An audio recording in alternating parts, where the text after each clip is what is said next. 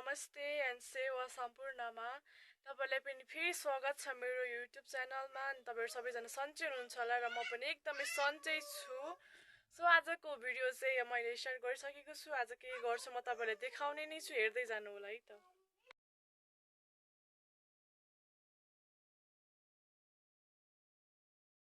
र साथीहरु अहिले चाहिँ फेरि हाम्रो चुला सबै लिपिसकेपछि खाना पाक्दै छ। साथीहरु हाम्रो यहाँ चाहिँ मसला तयार भइसक्यो। प्याज, यो लसुन, यो चाहिँ हाम्रो गाउँको त्यो काले धनिया के भन्छ, अनि त्यो तयार भइसकेको छ। त्यहाँदेखि हाम्रो खुर्सा देख्न सक्नुहुन्छ। यो चाहिँ हाम्रो गोलभेडा गाउँको टमाटर, अर्गानिक टमाटर। ल साथीहरु मासुको रेसिपी पनि आयो ब्लग सँगै।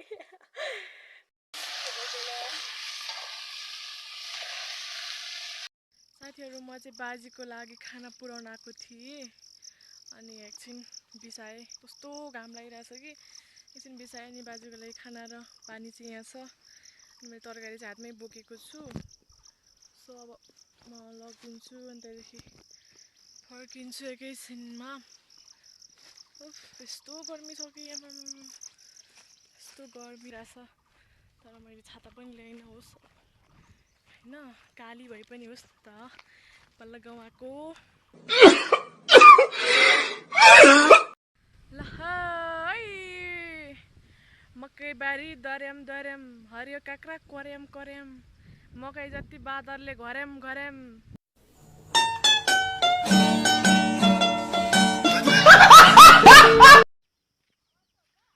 बा बेके फिउम बा गाउँ छिटो यो के वै वै वै नाच्यो, ए नाच्यो झिल्के नाच्यो।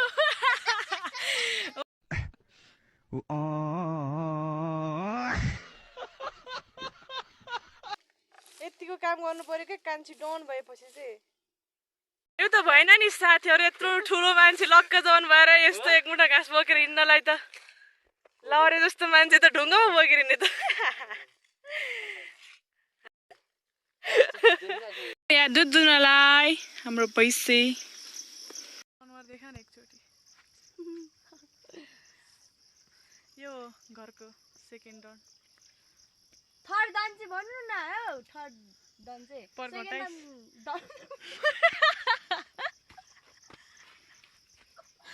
पागल पागल डन पो भयो। यो चाहिँ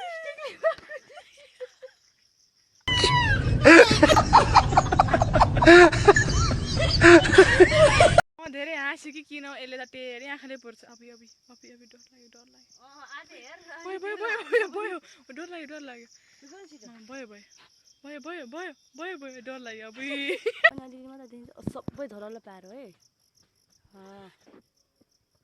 फर्स्ट चोटि होला है मेरो दिदीले दुध दुको चाहिँ यो 3 4 ए दुधै पाउँदैन।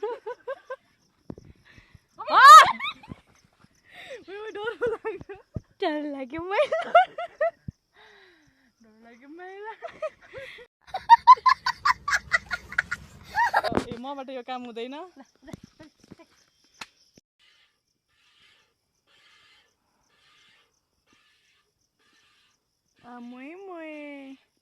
मलाई त चिन्नु परेछ। ल सकेर पनि दुध दुन सकेर फेरि त्यसको छोराको पालेकै म त होइन। बैसले पछाडिबाटै खान्छ र दुध। अनौठो गयो।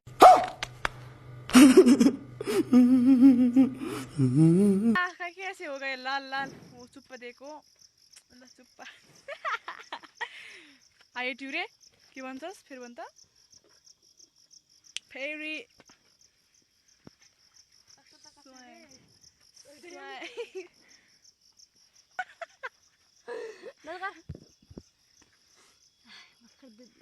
अनुहार भन्दा यसको नाक के ठुलो हुन्छ क्या। ये सब क्या देखना पड़ रहा है? अच्छा है मैं अंधा हूँ। बेइज्जत गरेको कि यहाँ दिदी बहिनीको तारिफ गरे हो। ज्यादा नाकैमा नाक नाक नभएर नाक ठुलो हुन्छ।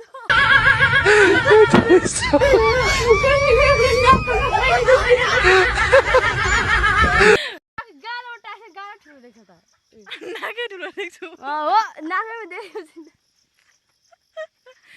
कति नै आफ्नो चाहिँ ओए गोजीमा त स्याम्पू पो रहेछ मैले दिएछु ओए त्यो आयो भने के भयो ए साथीहरू मेरो चाहिँ अब यो किचनभित्र नि थ्याङ्क यू सो मच यहाँसम्म हेरेर साथ दिनुभएकोमा सी यू नेक्स्ट ब्लग